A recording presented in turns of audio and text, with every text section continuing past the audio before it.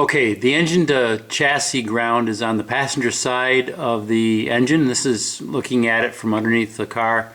This is the cable between the frame and the engine. And if you look up and you follow that, you're going to see that cable connection is up.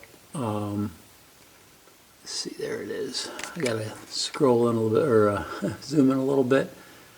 That is at the top of the starter motor frame bracket, so that's connected up in there.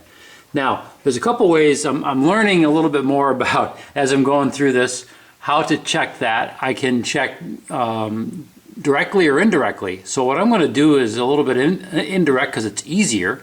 What I've done is, if I scroll in a little bit, I've taken a Dremel tool and just scraped off some of the rust up here. I'm going to put one end of the test lead, or one test lead there, and I'm going to take the other test lead and I'm going to test the engine side of the ground, but through this bolt on the starter motor.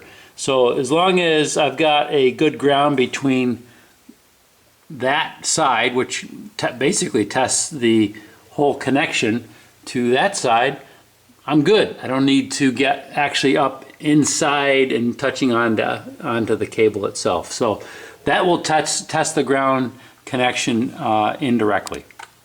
So I'm going to set up so you can see how this is done.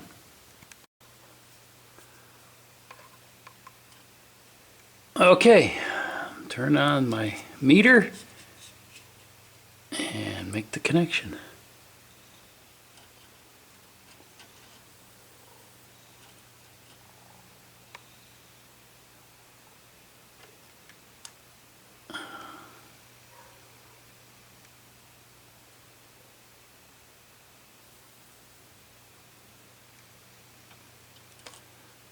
I'm kind of doing this a little blind here.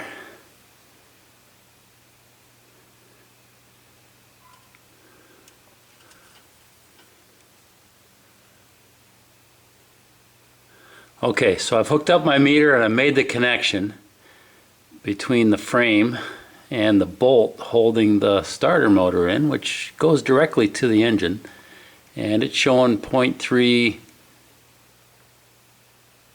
0.2. So about that's pretty darn good. Yep, there we go, 0.2. So zero loss. So that's a good ground. So that connection doesn't need to be redone.